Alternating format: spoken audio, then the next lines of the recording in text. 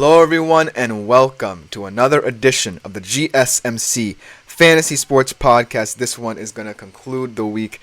Happy Friday everyone, we made it. It should be a fantastic show ahead for you guys. Continuing with my player profiles and mixing in a little bit of Euros. I know you footy fans are in full voice out there, hiding in the weeds, ready to come out and show some love to this segment.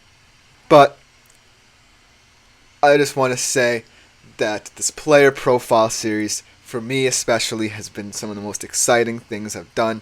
Being able to research all these different players and be able to present their stats for you to determine as fantasy managers who you want to roster. It's just been so exciting. I hope you guys do appreciate them because I really love doing them for you guys, even if it takes a lot of research to find these guys' fantasy stats over many years. But before we begin what should be a fantastic show to conclude the week, happy Friday to all my East Coast people, or wherever you are in the world. It may not be Friday morning. But before we begin with the shenanigans of this show, I just want to jump right in and say, please consider liking, following, and subscribing to the show or all the shows on the GSMC network respectively, because everyone is doing their thing. Plus, we do receive a ton of tips and donations, so if you do feel so inclined, please consider leaving them at the link gsmc.cloud. It is a huge support to both me, my fellow podcasters, and of course the network, so anything you do leave is greatly appreciated. Also, if you have a burning question, comment, or concern about any prior segments I've done or even segments that I will do today, all questions, comments, and concerns will be addressed in the next episode. But without further ado, let's get into the first segment of today's show and the only segment that is not related to fantasy football on today's show. The Euros round of 16 starts tomorrow, and while there are certainly some very intriguing matchups, I must say the round of 16 games at the very least are quite uninspiring. There's clearly heavy favorites in almost every game. There are some that are still exhilarating. There are some dark horse matchups that work out perfectly, and whoever wins those could fancy seeing themselves go very far, and we'll talk about that. But at the moment, I'm not necessarily drawn to one round of 16 matchup over the other. There are a couple that catch my eye, but I think the quarterfinals, especially on one side of the bracket, is the round to watch as we get deeper and deeper into this tournament. But still, the round of 16 does offer some intrigue in terms of storylines and also in terms of betting previews, so I just wanted to bring them to you guys. So let's start off with this segment and some games that really catch the eye. And let's start off with the host nation against Denmark. Germany making it to the stage of the competition. Obviously, a lot of skepticism coming into the tournament for this German team. Will they be a new look, revitalized German squad under the leadership of Julian Nagelsmann, or will they revert back to their old ways where they were really stagnant for quite some time? But they progressed to the group stage. I would say they had the second best group stage out of any team outside of Spain. And now they face a Denmark squad who I must say definitely has the talent to match up pretty well with Germany, but I don't know if they have the creativity and final product in the box, in the final third of the pitch, to really harm Germany. However, if there's one concern about Germany coming into this game, it is the center-back pairing. Antonio Rudiger did pick up a knock against Switzerland in the last group game, and Jonathan Tah, as we know, is going to be suspended for this game. So that definitely leaves a lot of question marks in that back line. One of the kind of issues the whole German squad as a whole has really come under a lot of pressure for. And so Julian Nagelsmann will have to find a balance. Maybe you play an injured Rudiger with a guy like Nico Schlotterbeck, who had a fantastic domestic season at Borussia Dortmund, or you got to go new look and not risk Antonio Rudiger picking up further injury, because if you do progress in this game, there's a strong likelihood that Spain is the team you face in the quarterfinal, and you're going to want to have everyone healthy, all your wits about you for that matchup. And so that's the only concern in this game. Whereas for Denmark, their defensive identity is very strong. It's the strength of their team. Andreas Christensen is such a presence in the back line, along with Jannik Vestergaard, two of the tallest center backs in the entire tournament. Denmark, as a matter of fact, the tallest team in the tournament. So that adds a little bit of intrigue. And also the midfield has opportunities to be creative.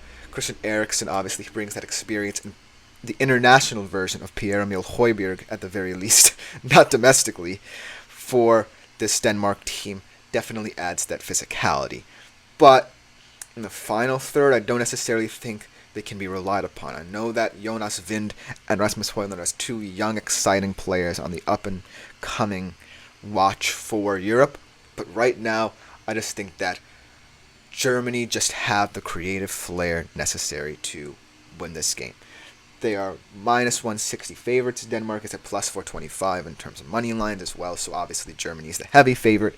And I just think that their creativity at this moment in time is something that stands out to me. Jamal Musiala and Florian Wirtz will tend to struggle early on in this game. I think they'll find their footing. They have shown the incredible ability to adjust and adapt to whatever opposing defenses throw at them. So I think that Jamal Musiala and Florian Wirtz will be the fulcrum of what Germany does in this game. But switching over to another game that definitely adds a lot of intrigue on the other side of the bracket, in Italy and Switzerland. The winner of this game certainly should fancy seeing themselves going to at least the semifinals. And to be honest with you, I genuinely believe Switzerland is the favorite in this game, even though the betting odds say otherwise. They are at plus 225. Italy's at plus 145. So actually, really, Italy's not necessarily a heavy favorite. Obviously, they are the defending Euros champions, but they have looked very vulnerable. If anything, their best players have been their defenders. And Riccardo Calafiori, Alessandro Bastoni have done a very good job at the center-back position to combat all the opposing teams, especially in Group B, which was the group of death this year, against teams like Spain and Croatia and Italy. So having a strong center-back pairing is key, but this Switzerland team looks very strong. They nearly pipped Germany to the first place spot in terms of Group A, and they have this interesting mix of players like Manuel Akanji at the back, who's playing some of his best football, looking like one of the best center backs in the world outside of Pep's system, now that he's free of that mindset. Then you have guys in the squad like Michel Oberscher and Kwadwo Dua, who are kind of guys that haven't necessarily had the international experience, but are doing the most with the opportunity they're now getting. You have guys like Dan Ndoye, who's in a similar situation, and Xherdan Shaqiri, always fantastic internationally. So, and Granit Xhaka as well, fantastic domestic season at Bayer Leverkusen. Can't forget to mention him, a force in that midfield for Switzerland. This should be an exciting game, a contrast of style, so to speak, where you now see Italy, whereas they were very well equipped to attack in the Euros of 2021. Now they're willing to defend under Luciano Spalletti. And then you have Switzerland, who wants to attack a lot, but with this interesting meld of experience and inexperience in the squad. And so this game is definitely one to watch. And then you have another very similar game in France-Belgium, where it's not necessarily two squads who one is underperforming and one is exceeding expectations. Both are underperforming, but both are nations who expect to go very far in this tournament. France is at minus 115 and Belgium is at plus 340. But honestly, I don't think France should be seen as such heavy favorites in this game. I genuinely feel like Belgium have been hard done by, honestly. You can say all you want about Romelu Lukaku, but if VAR did not exist, he would have the most goals of any striker in this tournament. So that says a lot about the kind of inconsistencies of this Belgium squad, but they certainly have the players to frustrate this French side. Obviously, France, they have been creating a lot of expected goals. They haven't been going into the back of the net. The only goals they've really scored is an own goal and a penalty, and it's very pitiful for what they have at their disposal on the pitch. And so, when I look at this particular game, I can understand why a lot of people might be tentative to bet Belgium, but I still think Belgium are very well equipped to at least be on the offensive against France. When you're facing a squad like France, you want to be on the front foot. And Belgium definitely have the players to do that. If you can get Kevin De Bruyne on the ball, he will pick you apart. And so, I think that France must be a little bit wary. I'm not 100% into betting on France either, especially at those odds. I still think France eventually, should they win this game, will get kicking into gear. And who knows, they could reach the semifinals of this tournament. It's going to be a rough ride for them because they can face Portugal in the quarterfinals. So, I'm really intrigued to see how both teams play this out, especially France, because they, as the favorites of this game, want to take the initiative. And so, it's ultimately, in my honest opinion, a coin flip game. But either way, I still think that France just has too much talent to let this one slip. And then one of the last games I want to highlight is perhaps the game of the round of 16. Austria against Turkey on the easier side of the bracket. These two have been the hugest dark horses of this tournament. Austria winning a very tough group over the likes of France and the Netherlands. And Turkey, yes, they had a shocking loss to Portugal, but they've looked like a team that's not letting the pressure of being a dark horse mount upon them. But still, I'm looking at Austria minus 115 as a team who I'm really excited about.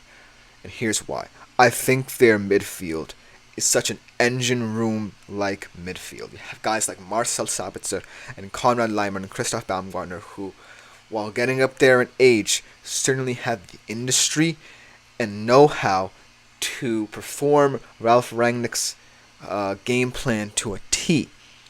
And I think that Austria, on the weaker side of the bracket, could potentially go all the way to the final, especially if the next team I'm going to talk about, the less I say about them, the better, falters in their first couple of games. And so, Austria, whoever comes out of it, even Turkey, I expect Austria to win this game. Turkey's at plus 300 odds, so it's not looking very good in terms of betting on them. I'm looking at Austria winning this game, but either one of these squads, should they win this game, could look to go very far on that side of the bracket. And last but not least, I kind of feel like I have to highlight England going up against Slovakia. England are very lucky. But in terms of betting odds, a lot of people like them way too much. They're still the betting favorites to win the whole tournament, which is crazy, but considering they're on the weaker side of the bracket, I can see it. They're at minus 260 against the Slovakia side, who's going to play a lot like Slovenia did to frustrate this England side. And so, yeah, the less I say about England, the better, to be honest with you. However, I honestly think that Phil Foden's absence from the squad is kind of a blessing in disguise.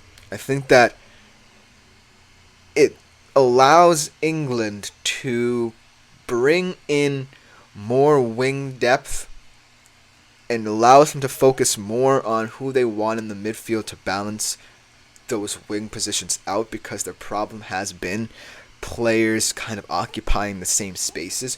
So I think that should Phil Foden miss this game, I think Gareth Southgate needs to take the initiative to say, I need someone on my wings, someone maybe like a Palmer, and maybe someone like a Mainu in my midfield to occupy spaces that other players don't occupy, to mitigate for what guys like Bellingham and Rice do. And so I think that Gareth Southgate, his ultimate goal for this game is just finding the balance that can carry England far, because while they're on the weaker side of the bracket, there's still the Netherlands, there's still Switzerland, there's still Italy, there's still Austria, and there's still Turkey. Those are teams that are primed for an upset should they face England. But for now, England should be safe in knowing that at the very least they are on the weaker side of the bracket and they are much luckier than some other top sides. But that should just about do it. This opening segment, we got way over. But I'm very happy talking about the Euros. It's been a very fantastic tournament, and I hope that the round of 16 lives up to its ability. But coming up next, we transition to our player profile series, and we are going to be talking about a wide receiver who's always going to be in the wide receiver one conversation. We'll be right back on the GSMC Fantasy Sports Podcast to continue our player profile series. I feel like I'm losing my mind. Is everybody in the world blind?